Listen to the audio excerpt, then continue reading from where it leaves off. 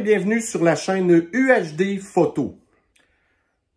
Cette vidéo, préparation à la révision en vol pour les opérations avancées et complexes de niveau 1, est une vidéo qui remplace une précédente que j'avais faite en fait sur ma chaîne que vous pouviez trouver, qui s'intitulait Révision en vol, certificat d'opération avancée de Transport Canada.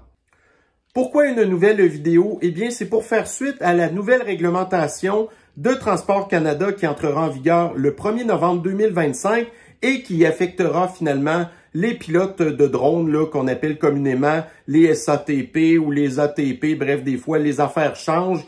Alors, donc, nous étions auparavant habitués d'avoir les certificats d'opération de base, les certifications d'opération avancées, et ils ajoutent maintenant la certification pour les opérations complexes de niveau 1.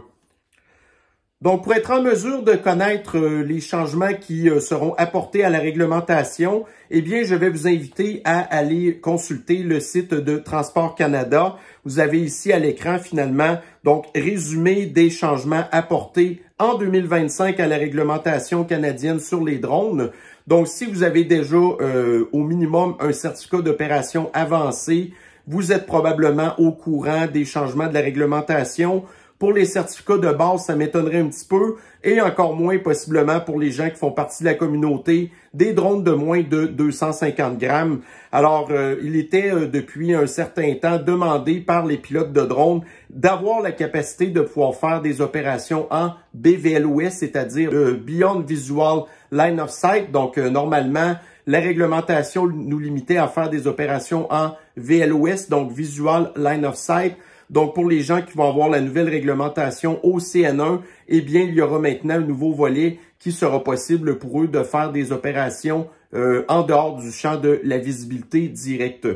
Au même titre que pour les pilotes qui ont déjà actuellement une certification d'opération avancée, donc, on nous parle maintenant aussi d'un ajout d'un volet qui s'appelle les opérations protégées, pour ainsi dire. Donc, ça, c'est plutôt pour les gens qui vont faire de l'inspection d'infrastructure très près de l'infrastructure. Et aussi, un petit volet EVLOS qu'on appelle, donc Extended Visual Line of Sight, c'est-à-dire que pour les personnes qui ont déjà une certification d'opération avancée, ben dans certaines circonstances, ils vont pouvoir aller au-delà de la visibilité directe, en fait. Donc, c'est vraiment très important, je pense, si vous voulez être à jour et surtout de respecter la réglementation, d'aller jeter un œil finalement sur le site de Transport Canada et c'est vraiment là que vous allez avoir un maximum de détails. Donc, la vidéo d'aujourd'hui, en fait, c'est une préparation pour votre révision en vol. Alors, vous savez que suite à avoir fait un examen en ligne de Transport Canada, eh bien, par la suite, votre dernière étape, c'est de faire une révision en vol. Donc, la révision en vol se passe avec des gens comme moi qui avons finalement la qualification d'évaluateur de vol. Alors, dans mon cas à moi, voyez-vous, je suis évaluateur de vol depuis 2020.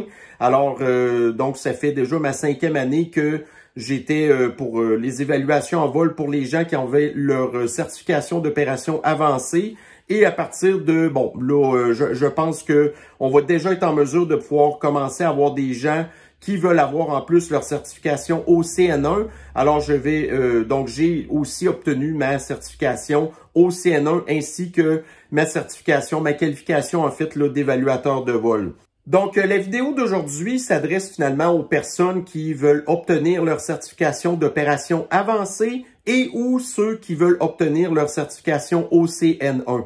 Donc, durant la vidéo, finalement, je vous expliquerai au fur et à mesure les petites particularités qu'il y a entre les deux certifications et aussi ce qui peut différencier au niveau de la révision en vol. Il y a certaines affaires qui reviennent pas mal au même, mais quand il y aura certains aspects qui ne s'adressent qu'au CN1, je ferai exprès de vous en parler. Donc, pour les gens qui veulent faire leur certification d'opération avancée, donc vous avez passé bien sûr l'examen en ligne de Transport Canada et maintenant, donc, vous êtes rendu à votre étape de faire la révision en vol.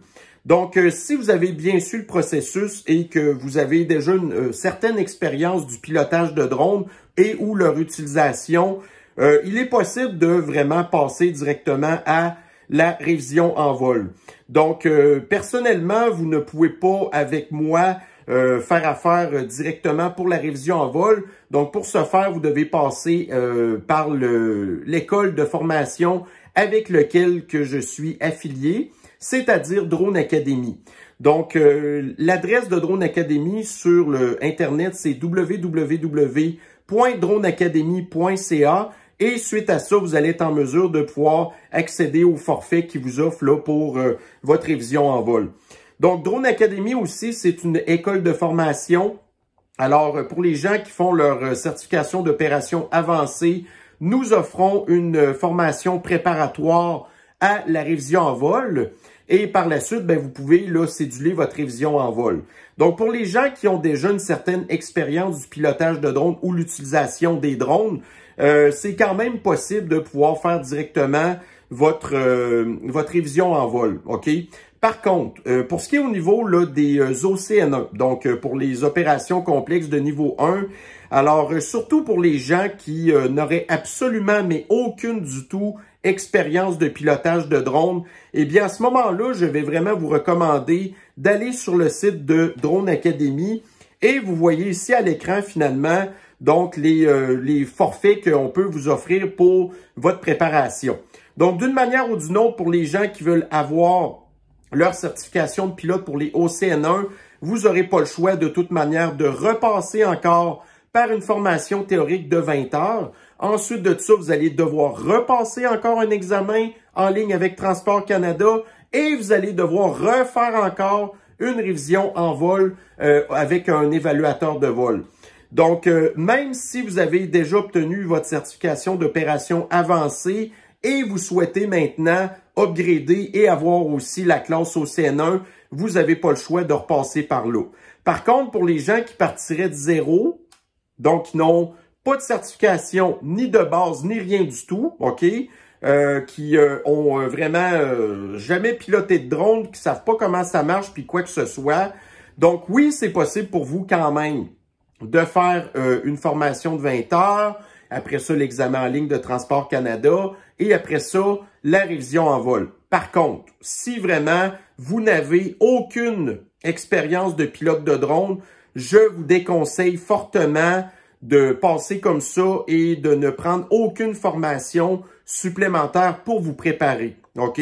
Donc, on va avoir l'occasion d'en parler tantôt de toute manière des éléments qui vont être évalués lors de la révision en vol. Mais sérieusement, si vous partez de zéro puis vous pensez être en mesure de pouvoir vous débrouiller tout seul pour la révision en vol, je vous avertis que ça va être vraiment très difficile, OK? Donc, je vous dirais que pour les certifications d'opération avancée, on a une espèce de latitude, OK, qu'on accepte là, que les gens, bon, OK, par contre, on leur informe que une fois qu'ils ont leur certification d'opération avancée, que bon, là, ça veut pas dire que tu as ton permis maintenant, si tu n'as aucune expérience, que c'est vraiment une bonne idée de te ramasser dans un espace aérien contrôlé puis d'aller voler en plein centre-ville, par exemple, de Montréal. Donc, normalement, les gens sont quand même conscients de leurs limites puis ils savent très bien que en ayant plus d'heures de vol et de pratique, ben au fur et à mesure, ils vont être capables peut-être là de s'embarquer dans des opérations plus complexes. Par contre, pour les OCN1, là, je pense qu'on est vraiment dans un niveau supplémentaire de pilotage.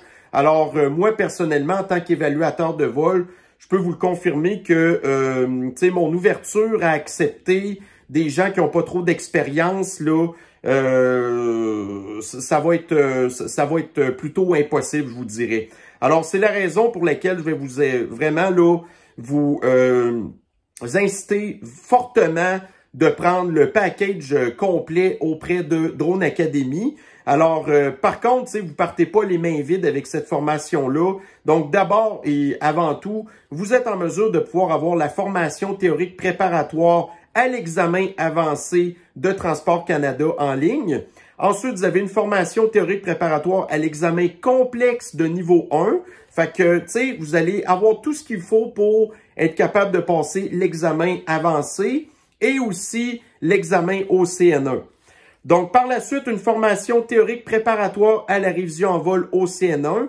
Ensuite, vous allez avoir une formation pratique préparatoire à la révision en vol au CN1. Donc, à ce moment-là, vous avez vraiment un formateur. Donc, dans mon cas à moi, je suis formateur en plus d'être évaluateur de vol. Donc, vraiment, la formation pour la préparation des opérations avancées, c'est 3 heures.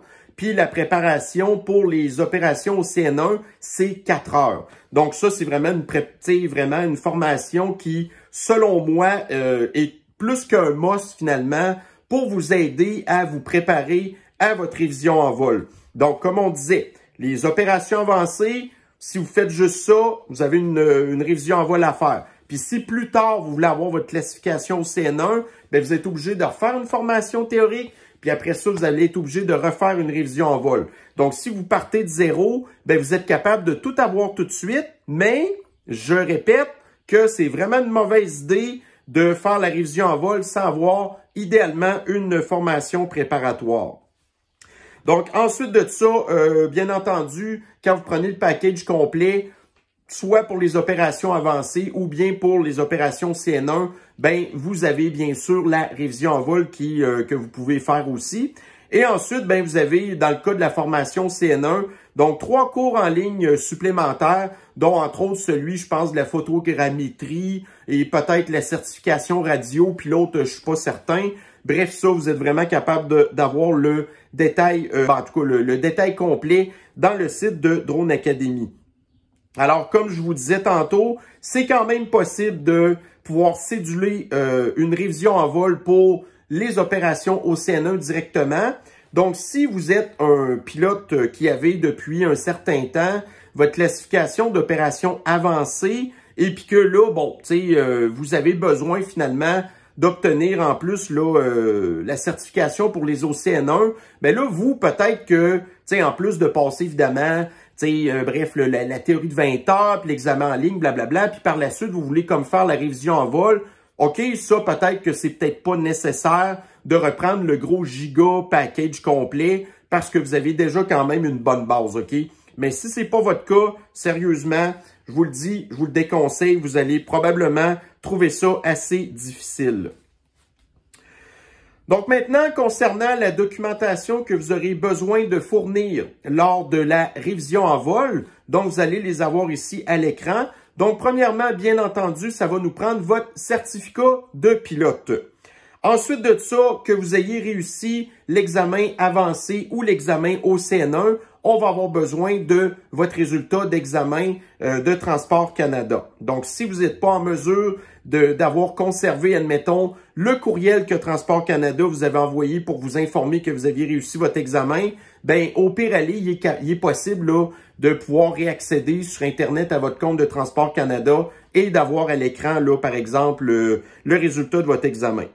Ensuite de ça, donc pour révision en vol, donc opération avancée ou opération CN1, d'une manière ou d'une autre, ça nous prend vraiment un drone qui a été immatriculé auprès de Transport Canada. Donc bien entendu, ça nous prend le certificat d'immatriculation du drone ainsi que l'immatriculation bien visible sur le drone. Et par la suite, bien entendu, ça va nous prendre aussi une pièce d'identité, alors que ce soit par exemple un permis de conduire ou un passeport, ça fait la job, il n'y a pas de problème. Ensuite de ça, dans les autres documents qu'on va avoir besoin lors de la révision en vol, donc que ce soit pour les opérations avancées ou les OCN1, donc vous allez avoir besoin de nous fournir un plan de vol. Donc dans le cas des certifications d'opérations avancées, on va vous envoyer par courriel un scénario fictif et vous devez à ce moment-là bâtir un plan de vol en fonction de ce scénario-là et toutes ces affaires-là sont vraiment bien expliquées dans la vidéo préparatoire que Drone Academy vous a envoyée. Pour ce qui est par contre des OCN1, donc vous devez fournir un second plan de vol. Donc vous allez avoir à fournir un plan de vol pour une opération en VLOS, mais vous allez aussi devoir fournir un plan de vol pour les opérations BVLOS. Fait que vous allez avoir double job à faire à ce niveau-là. Donc si vous voulez... Et bien sûr, la formation préparatoire de Drone Academy vous donne déjà une espèce de marche à suivre pour faire un plan de vol. Vous pouvez utiliser ça, il n'y a pas de problème. Autrement, il y a certaines applications pour la fabrication de plans de vol qui existent aussi. Et vous avez entre autres, vous allez avoir ici à l'écran, l'application RPAS Wilco. OK? Donc, l'application RPAS Wilco, si vous payez un abonnement, ils vont être en mesure de pouvoir vous fournir un plan de vol. Par contre, ce plan de vol-là n'est pas nécessairement aussi détaillé que la marche à suivre qu'on vous demande de faire dans Drone Academy. Donc, préférablement, si vous n'avez pas de modèle à suivre pour le plan de vol, utilisez celui de Drone Academy. Ensuite, il y a celui de RPAS Wilco qui peut vous dépanner quand même. Puis sinon, ben, si vous êtes une entreprise qui est déjà habituée d'avoir un plan de vol maison, ben, tant et aussi longtemps qu'on a toutes les informations nécessaires, ben, vous pouvez nous fournir ça. Ensuite de ça, ça va nous prendre un carnet de vol. Donc, le carnet de vol, qu'est-ce que c'est en fait? C'est que tous vos vols doivent être enregistrés. Donc, bien entendu, si vous utilisez un drone de marque DJI et que vous avez créé un compte auprès de DJI, ben, vos vols sont déjà tous enregistrés dans l'application. Donc, si vous êtes le seul et unique utilisateur du drone, tu sais, de me dire que vos vols sont enregistrés dans l'application DJI, c'est correct, OK? Par contre, si vous êtes une entreprise avec plusieurs drones et ou plusieurs pilotes, ben là, à ce moment-là, c'est vraiment fortement suggéré d'avoir un carnet de vol, donc un flight log, qui est soit papier, électronique ou n'importe comment. Bref, normalement, vous devez avoir une façon de conserver vos vols en note. Surtout si vous êtes un pilote OCN1 et que vous avez ensuite, dans les documentations supplémentaires qu'on va parler tantôt, un manuel d'exploitant, ben, je veux dire, vos vols sont aussi bien d'être assez facilement accessibles là, si on a besoin de les consulter. Donc, bien sûr, ça va nous prendre le manuel d'instruction du drone. Donc, fait que soit sous forme papier ou sous forme électronique, il n'y a pas de problème. Et aussi, donc, je viens justement d'en parler un petit peu, pour les personnes qui veulent avoir leur classification au CN1 et qui font leur révision en vol, ben en plus, il faut que vous nous ameniez votre cartable, là, bref, votre manuel d'exploitant pour les OCN1. Donc, ce manuel-là, pour les gens qui sont déjà habitués d'avoir fait des demandes de COAS, donc des certifications d'opérations aériennes spécialisées, ben vous aviez déjà eu besoin de vous fabriquer un manuel d'exploitant. Donc, si vous arrivez pour votre révision en vol au CN1, ben amenez-nous votre manuel d'exploitant tout simplement.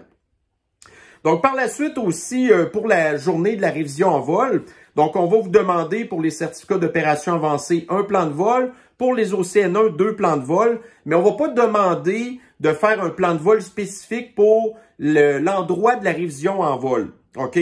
Donc, sinon, ça vous demanderait un troisième plan de vol, puis on le fera pas ça. Par contre, ça veut pas dire quand même que lors de la journée du vol, que je vais pas vous demander, par exemple, de me faire l'analyse de la zone de vol de la révision en vol. Donc ça veut dire quoi? Ça veut dire qu'il faut être en mesure quand même de connaître l'espace aérien dans lequel la révision en vol se passe. Et même si on est, par exemple, dans un classe G, est-ce qu'il peut y avoir des particularités? Donc, c'est-tu possible que, malgré le fait qu'on soit dans un classe G, qu'il y aurait, par exemple, des aérodromes ou des héliports à proximité? Donc, ça va être vraiment important que vous le sachiez bien là pour votre analyse de zone de vol, pour l'espace aérien du moins. Ensuite de ça, donc, dans quelle zone sommes-nous actuellement? Donc, est-ce qu'on est dans une zone urbaine? On est-tu dans une zone rurale? On est-tu carrément perdu dans le bois ou dans une montagne? Ou bref, il y a personne à part peut-être des caribous des bois.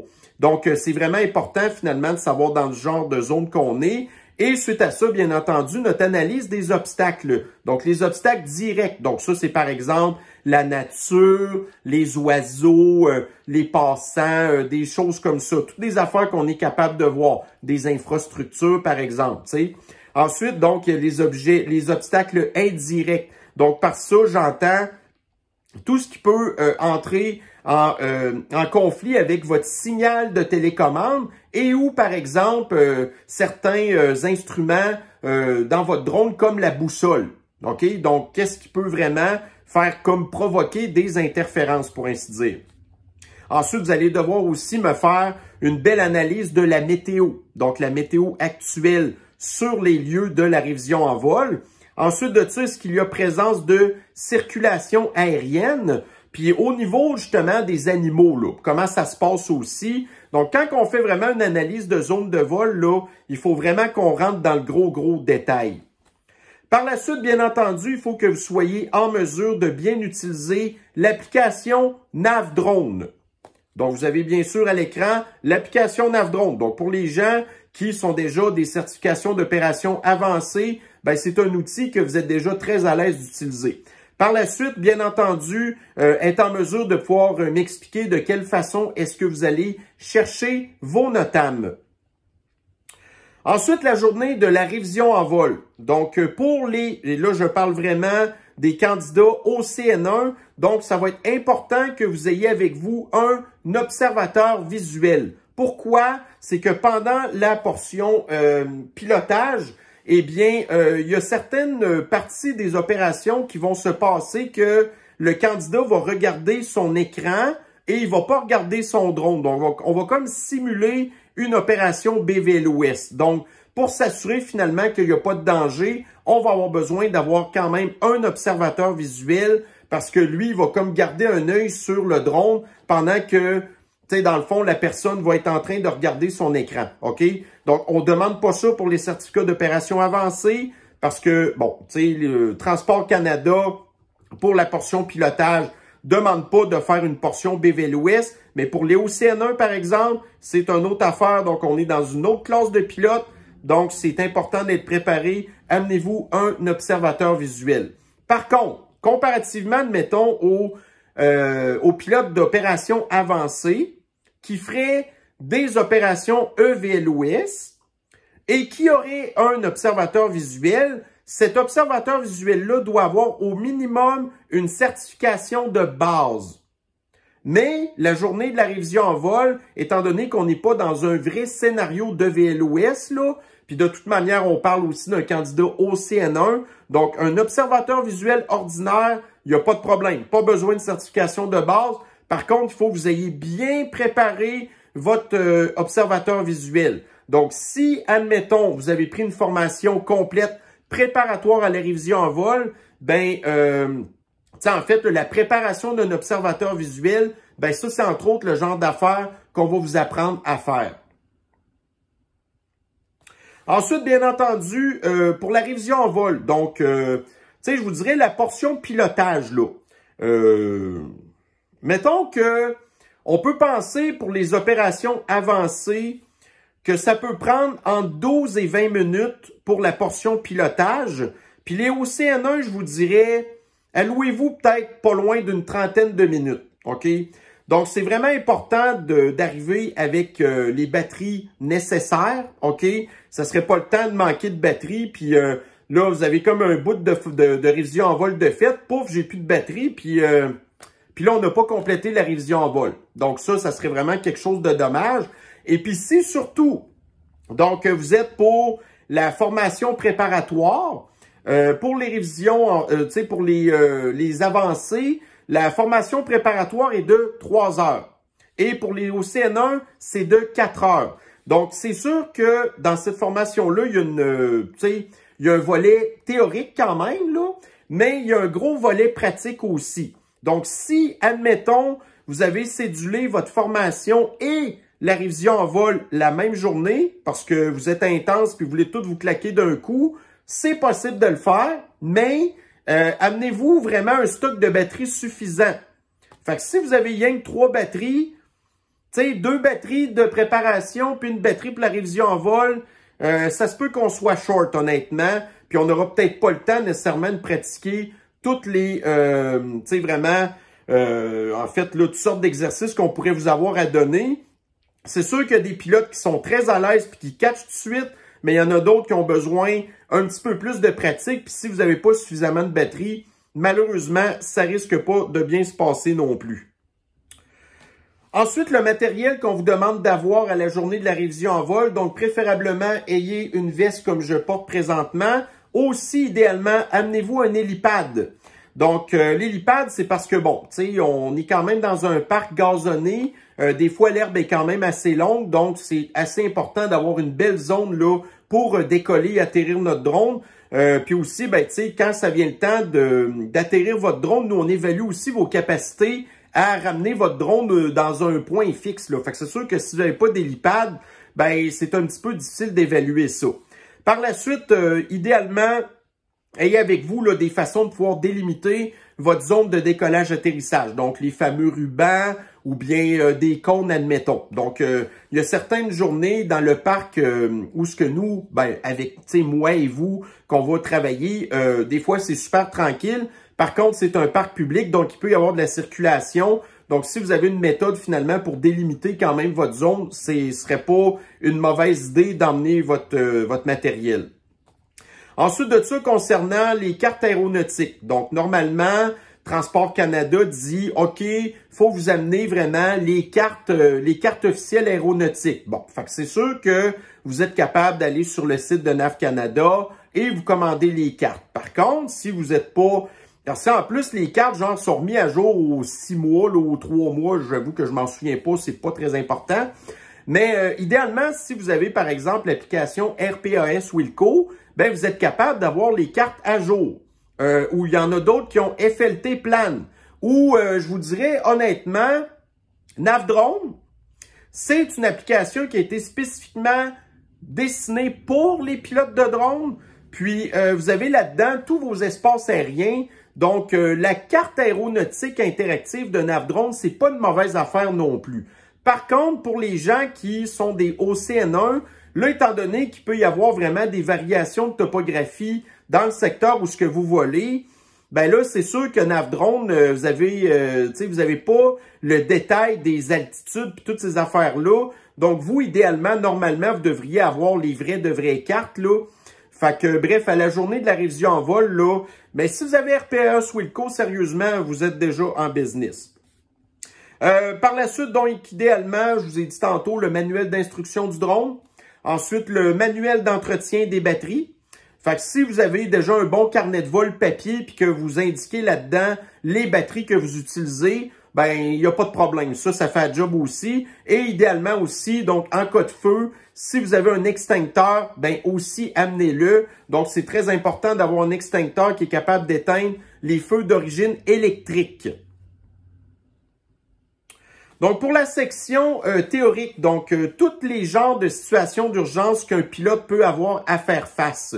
Donc, c'est pas des affaires qui ont été nécessairement beaucoup abordées pendant l'examen théorique de Transport Canada, mais ça reste qu'un pilote, ben oui, il peut y arriver toutes sortes d'affaires, et là, c'est vraiment important de bien connaître ces trucs. Donc, là, je vous le dis, pour les pilotes OCN1, je vous l'ai dit tantôt, là, l'ouverture qu'on a à accepter un peu de méconnaissance là, pour les OCN1, il faut vraiment que vous connaissiez vos affaires ultra sur le bout des doigts. OK? Donc, la première fonctionnalité qu'il faut que vous connaissiez, mais par cœur, c'est la fonctionnalité RTH. OK? Donc, de me dire que le RTH, finalement, c'est une fonctionnalité qui permet de ramener le drone au point de départ. C'est très, très basique comme façon d'expliquer le RTH, OK? Donc, il y a plusieurs sous-affaires qui viennent avec ça. Donc, bien entendu, si vous prenez une formation préparatoire à la révision en vol, on va vous expliquer de A à Z tout ce qui peut avoir, rattaché au RTH. Ensuite de ça, une autre situation qui pourrait vous arriver, c'est bien entendu une perte de signal entre la télécommande et le drone. Une autre situation qui peut vous arriver, donc ça on en parle un petit peu pendant l'examen, c'est le fameux fly-away. Selon la loi 96, donc on appelle ça une dérive. Donc en cas de dérive, en cas de fly-away, qu'est-ce que vous, le pilote, vous allez faire avec ça? Donc vous avez bien entendu aussi une télécommande qui a un écran, ou vous avez un support là, vidéo à part qui est rattaché à une télécommande. Bref, donc vous êtes toujours capable de voir en direct qu'est-ce que la caméra du drone voit. Mais si cet écran-là s'éteint, alors vous, le pilote, qu'est-ce que vous pouvez faire avec ça? Ensuite de ça, normalement, le RTH, ça fonctionne grâce au GPS. Donc, s'il n'y a pas de GPS, est-ce que ça vous empêche de voler? Oui ou non? Si vous volez sans GPS, qu'est-ce que ça peut avoir comme, évidemment, conséquence? Par la suite, c'est très important aussi de connaître qu'est-ce qui peut être les sources d'interférence. Puis par interférence, j'en ai un petit peu parlé tantôt. Les interférences pour le signal de votre télécommande et les interférences aussi pour les instruments de vol qui sont dans votre drone. Comme par exemple, là, un qui est assez fragile, c'est votre fameuse boussole. Donc, si vous avez bien fait votre analyse de zone de vol, ben ces genres d'interférences-là, vous êtes un petit peu préparé, puis s'il arrive quelque chose, au moins, vous ne serez pas surpris. Par la suite, pour les gens qui vont avoir à faire du vol un peu BVLOS, donc on l'a un petit peu parlé tantôt, le EVLOS pour les certificats d'opération avancée et ou les OCN1. Donc, pour les propriétaires de drones DJI d'assez récente génération, donc vous avez un système embarqué qui s'appelle le ADS-B, qui est une espèce de détecteur d'aéronefs habités à proximité. OK? Fait que c'est pas nécessairement un critère d'évaluation pour Transport Canada, mais je vais vous demander que vous m'expliquiez un petit peu à quoi ça sert cette affaire-là. Est-ce que c'est ultra infaillible, genre pour vous empêcher d'avoir des collisions avec des aéronefs habités? Donc, si vous connaissez un petit peu la fonctionnalité de ADS-B, ça ferait la job. Donc, justement, on l'a dit, si jamais on a un aéronef à proximité, donc soit un avion, un hydravion, un hélicoptère qui s'approche de votre zone de vol, comment est-ce que vous allez réagir? D'autres affaires qui peuvent arriver aussi, donc il y a des aéronefs mécaniques, mais il y a des aéronefs aussi de mère nature qu'on pourrait qualifier de oiseaux. Donc, ça peut arriver des fois que vous allez voler quelque part et qu'il y a la présence d'oiseaux. Donc, si vous vous rendez compte vraiment qu'il y a des oiseaux qui sont un petit peu trop intrigués par votre drone, eh bien, vous, en tant que pilote, de quelle façon, encore là, que vous allez gérer avec la situation? Concernant les températures, donc température trop froide, température trop chaude, est-ce que ça peut avoir une influence quelconque sur le drone, mais aussi sur le pilote? Donc, pour les opérations OCN1, donc c'est très possible que vous allez avoir des drones, des gros drones, OK? Je parle pas nécessairement de petits drones ou moyens drones, mais ce que je veux dire, c'est des drones très sérieux avec très possiblement comme équipement standard un parachute ou un équipement que vous avez ajouté sur votre drone, le fameux parachute. Donc, si c'est le cas, ça va être important d'être en mesure de m'expliquer un petit peu comment ça fonctionne. Par la suite aussi, une autre affaire qu'on doit en tant que pilote connaître, c'est que ça peut être possible dans certaines situations extrêmement exceptionnelles, on pourrait avoir à éteindre nos moteurs de drone en vol. Donc, comment est-ce qu'on fait ça? Par la suite, donc on l'a dit tantôt, en cas de feu. Alors, si vous avez un extincteur, c'est déjà une bonne affaire. Mais si vous n'avez pas d'extincteur et que le feu poigne, comment est-ce que vous vous débrouillez? Par la suite, concernant les téléphones d'urgence. Alors, si vous avez bien préparé votre plan de vol, ben vous avez des contacts d'urgence pour les aérodromes à proximité, les tours de contrôle, NAV Canada, les services d'urgence, mettez-en. Puis, bon, si, admettons, vous êtes dans un classe G, mais que vous êtes en secteur résidentiel, ben il y a peut-être d'autres personnes aussi que c'est important de contacter si jamais arrive quelque chose. Fait que si vous avez bien préparé votre plan de vol, ben vos contacts d'urgence, vous les avez toutes. Puis après ça, le but, c'est un petit peu de mettre de l'ordre là-dedans. Quel contact à contacter en premier si jamais, admettons, ben il m'arrive de quoi? Tu sais? Donc, concernant par la suite le volet pilotage. Donc là, on vient de faire le volet théorique. Mais maintenant, on va faire notre portion pilotage. Alors, comme je vous ai dit tantôt, pour les personnes qui font leur certification d'opération avancée, la portion pilotage peut durer entre 12 et 20 minutes en fonction des candidats. Concernant les OCN1, moi, je vais m'attendre à ce que ça dure entre 20 et 30 minutes possiblement parce qu'on a des affaires supplémentaires à vous demander. Donc, si vous voulez avoir bien préparé, donc en tant que pilote, nous, on va vous suggérer d'avoir une checklist. Donc, c'est-à-dire une marche à suivre pour monter votre drone, le préparer, que votre application soit correcte aussi, avec les bons paramètres d'altitude de vol maximale, de RTH, ce genre d'affaires-là. Donc, si vous avez une checklist, bonne affaire pour vous, vous avez moins de chances d'oublier des trucs. Par la suite, pour les OCN1, ou les certificats d'opération avancée qui ont des drones industriels ou des drones Enterprise. Donc, dans le cas de, admettons, la gamme de produits DJI, donc, bon, c'est sûr qu'il y a eu des changements avec le temps, là, mais maintenant, vous avez la gamme matrice qu'on appelle. Donc, la gamme matrice, là, vous avez là-dedans le Matrice 4, vous avez le M30T, vous avez le 350 RTK, maintenant le 400 aussi, et vous avez éventuellement aussi le Flight Card T30, excusez. Donc, ces drones-là sont aussi munis d'un stroboscope.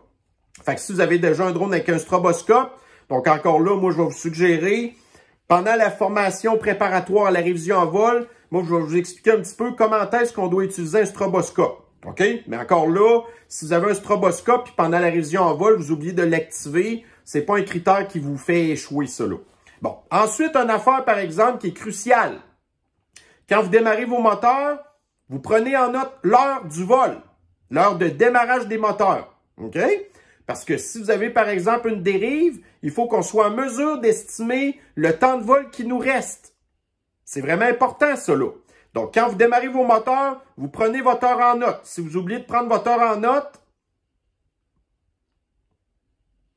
ensuite de ça, donc, idéalement, surtout pour les portions VLOS, quand que je vous demande de vous en aller quelque part, vous pointez votre caméra de drone, puis après ça, vous envoyez votre drone quelque part. Donc, on essaie d'éviter, à moins que je vous fasse faire certains exercices spécifiques, là. La plupart du temps, je vous demande d'aller quelque part, vous pointez votre caméra, puis après ça, vous envoyez votre drone. Donc, par la suite, OK, donc je vais vous faire plusieurs exercices, là, que je vais vous expliquer au fur et à mesure de la révision en vol qu'est-ce que je m'attends à faire avec vous. Donc, bien entendu, si vous avez pris la formation préparatoire, ben vous allez déjà avoir tout pratiqué ces exercices-là.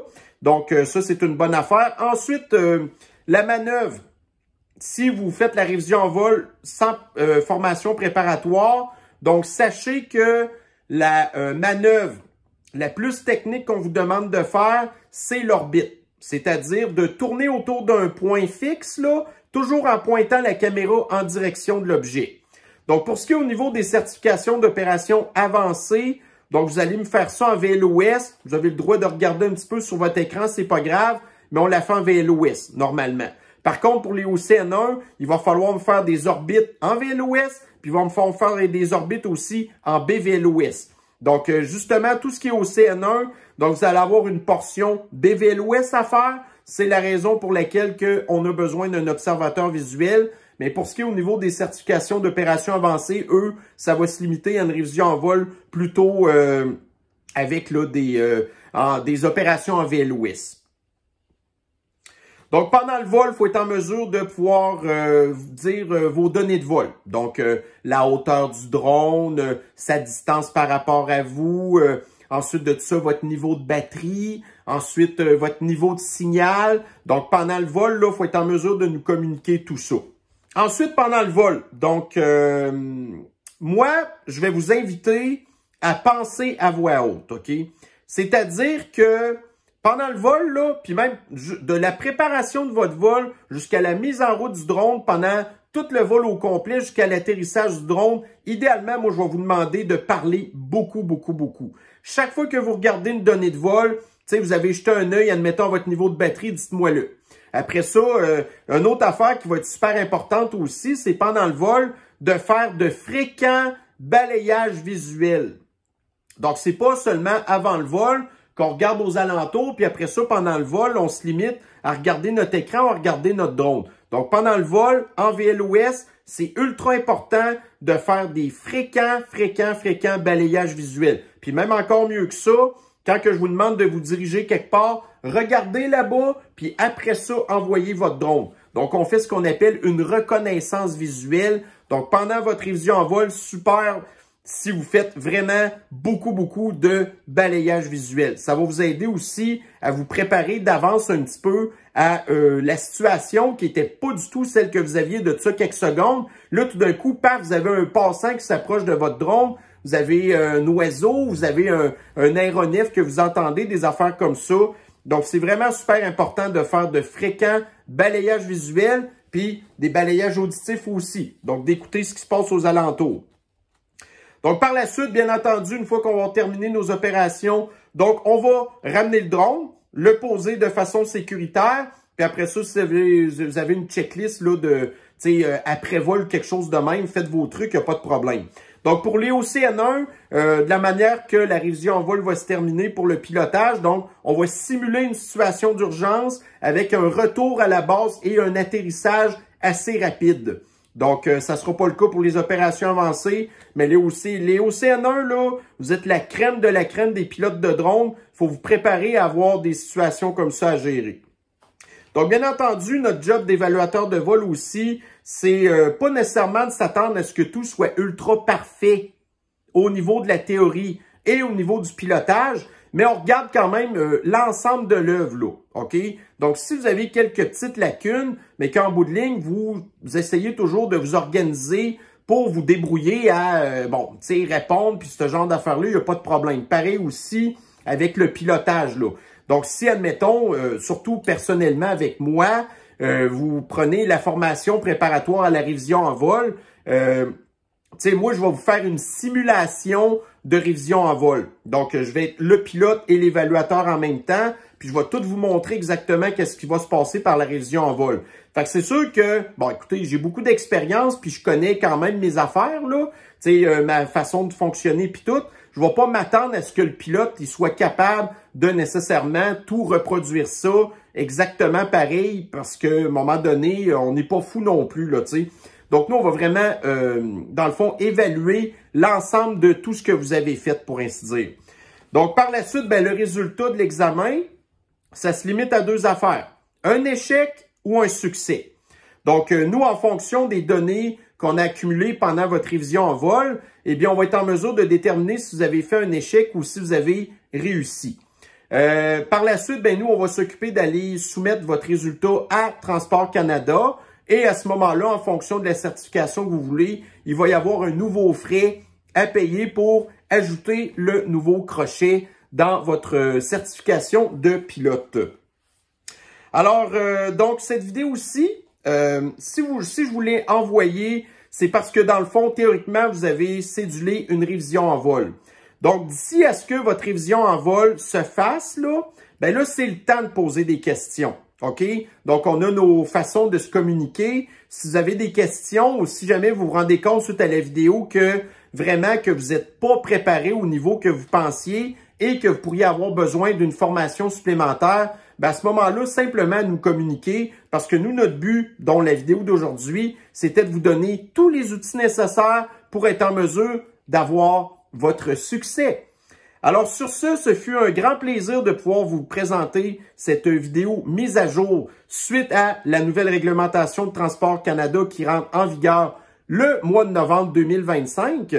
Alors, c'est ça. Donc, au plaisir de se revoir à votre révision en vol. D'ici là, bonne préparation et on se revoit très bientôt. Bye bye.